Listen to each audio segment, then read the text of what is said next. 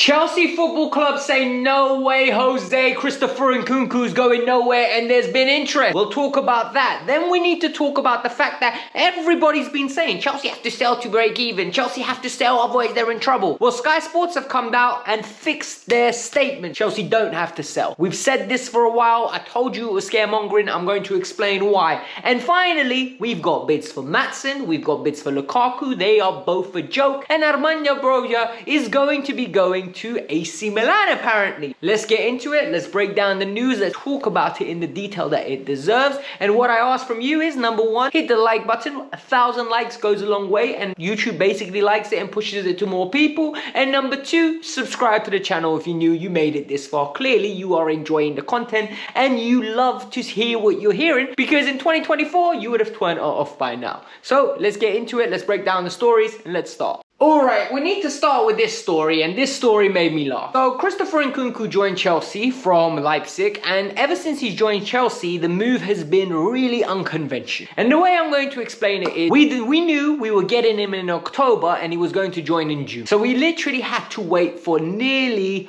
9 months. After the 9 months, he officially became a Chelsea player. We saw him at pre-season, he absolutely smashed it, and everybody was getting excited. Everyone, including myself, I'm like, right, this player looks good. He's even better than what I thought. I thought he was a little bit overrated. Christopher Nkunku gets injured and we get this whole fiasco. He's coming back in 3 weeks. He's coming back in 4 weeks. And he basically didn't come back for a consistent period of time. When he came back, he was breaking down again and he did not play nowhere near the amount that we would have wanted Christopher Nkunku to play. Yet, now it looks like there is interest and inquiries if he's available from multiple clubs, according to Sky Germany. Chelsea have said, not for sale. Well done, Chelsea. The player has said, I'm not interested. He believes he has got a point to prove here, and I love it. Christopher Nkunku next year is going to be one of our best players, as long as he stays fit, and more importantly, one of our most important players. I think this is a player that could get you in and around 15 to 17 league goals, easily without penalties. I think you accustom that with Palmer getting you around 10 to 12 league goals, including penalties, because he'll be taking the pens. You just need another scorer. You need someone else, Nicholas Jackson or Raheem Sterling, and maybe an Elise if we secure him, to give us a little bit of that impetus in the final third, and a combined trio of getting us in and around 45 to 50 goals, and we're going to be cooking with oil, and we're going to be ready to be in the top 4 or hopefully competing for top 3. Because as Chelsea fans, we need to stop having this, oh, if we get top 4 it's perfectly fine. I don't want to hear none of that. I want positivity. So for those of you that don't know, Sky Sports have come out and corrected their statement. I really love it when people do that. You know, they give the false information out first and then they say, oh, we're gonna have to correct the information. Well, you got the double entendre here. So initially, their sources said 6 clubs are gonna have to sell players prior to the 30th of June deadline, Chelsea being one of them. 24 hours later, they come out with Ornstein's story. What I'm going to tell you, Ornstein is the reliable one. When you hear it come from Ornstein, it's even more signed proof than when it's from Fabrizio Romano. Ornstein told us ages ago, Chelsea don't need to sell this year. Maybe next year they will, but this year they don't need to balance the books in that kind of form. They have sold 2 hotels to a holding company, which is Blueco. So Chelsea Football Club have sold their assets to Blueco. Blueco is owned by Todd Bowley & Co. Hence, the assets are still within the organization. Apparently, I've spoken to a few people that understand stuff like this. If the club ever gets sold, the assets that were initially within the club will be sold part of it. So anyone buying it will buy the assets back as well. So the fee that was paid, it will be included, and the club will retain its hotels, blah, blah, blah, blah, blah, blah, blah. That is the boring part. The good part of this is, though, that Chelsea don't need to sell players. However, Chelsea are still trying to sell players. And this is where it gets very interesting, and I think we need to start talking about it. Player number 1, Romelu Lukaku is going to have to come off the books. Saudi Arabia wants him. We know from the jump, Romelu Lukaku this year is more open to the move in Saudi Arabia. He has spoken about it. He has said, look, it's a move that he wouldn't mind making, purely based on the fact the league is getting stronger. He glorified it by just saying a lot of like waffle the way Romelu does. You know, Romelu is an A1 PR artist, right? He can sit in front of a camera, he'll say a lot of stuff and he'll sound super intelligent, but in the reality, right, he's only just furthering his own cause. He really irritates me when he does stuff like that. It's because that's exactly what got him in trouble with the Chelsea fan base. He didn't need to do that Sky Italia interview, and absolutely big up Inter Milan and just poo-poo all over Chelsea and talk about tactics. They didn't need to do that. Yet he did it because it bigged him up. He didn't care about the ramifications of it.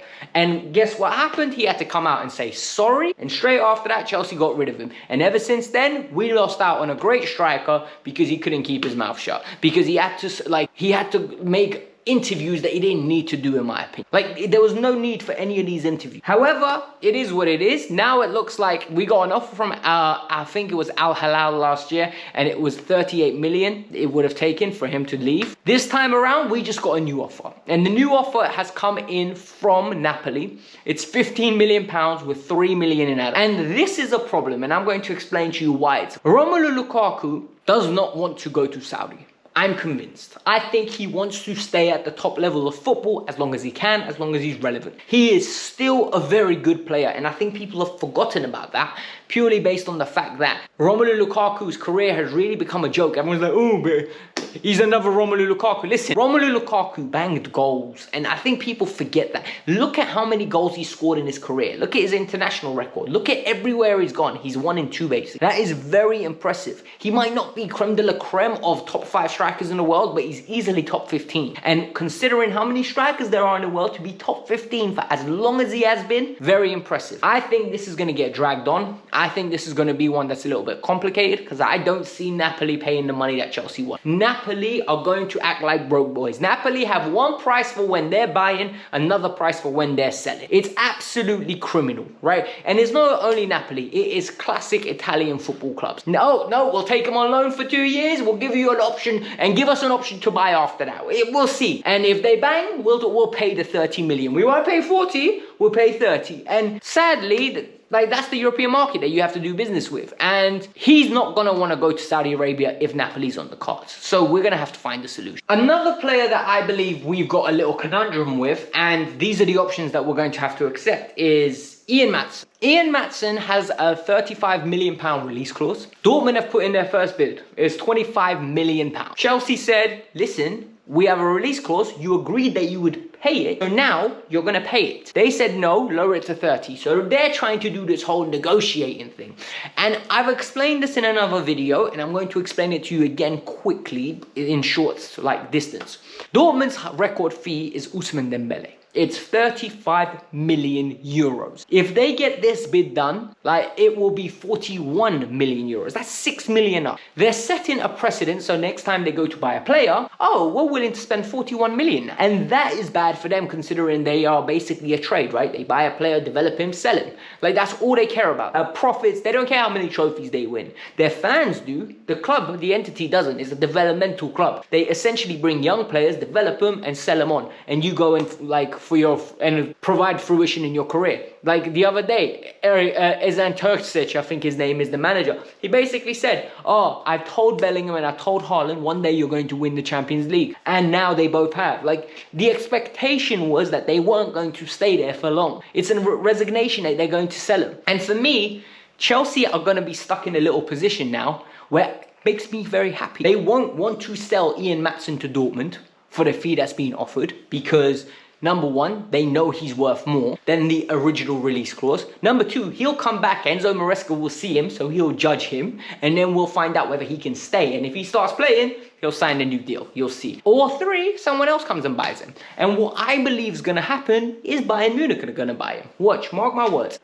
Davies is going to go to Real Madrid. And what's going to end up happening is Ian Maatsen will go to Bayern Munich and be the left back there. Watch it, the space. This is what's going to happen. The final piece of news that's coming out of Italy from Di Marzio is AC Milan have sent their representatives, and their representatives have been within the UK, and they've discussed a certain Armando Broja. And what do we know about Armando Broja? Armando Broja was a player that was really highly rated when he went on loan to Southampton. He smashed it in Holland for Vitesse. I think he got 11 goals, so he almost got 1 and 2. I think played 24 games, 11 goals, nearly 1 and 2. Came to the Premier League, wasn't as great, an impact sub.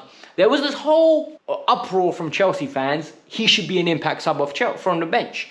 He got a big injury, never got his opportunity, and since he came back, Armando's been a player that's been trying to regain fitness, and we know after an ACL injury, it takes at least 12 months to recover. Sadly, he's not going to get that opportunity at Chelsea with the game time that he needs to sharpen up, be like raring to go. So it looks like he's going to be leaving the club, and I'm totally for it. I think he needs to go and needs to play. It'll be good money for Chelsea, it'll be a good development for him, and any club that gets him and gets a player with tremendous talent, right? Because he has got talent, he's blistering quick, he's a good finisher, he's got a great strike on him, which is really frustrating to me that we didn't see that in Chelsea Blue. And I think the more game time and repetition he gets, the more his old form will return. But AC Milan are looking to sign him, and this is where it gets interesting. Milan recently have done good business with Chelsea. They got Christian Pulisic for, I think it was 16 million with add-ons of 20 mil, to take the deal to 20 million, similar fee for Ruben Loftus-Cheek. So look, we know we can get business done with it. What I think is going to happen is Chelsea value Broja in and around 30 million.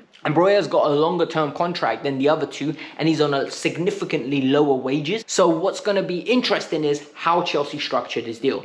I don't think Milan can bully us the way they did before and get such discounted offers. I think Chelsea are going to ask for 30 to 35 million. I think we'll sell the player for 25, but I don't think it'll be to Milan, purely based on the fact, like I said, they're going to want to take him on loan, have the option, or they're going to want to pay like a heavily discounted fee. And Broja's got suitors everywhere. Monaco are looking at him.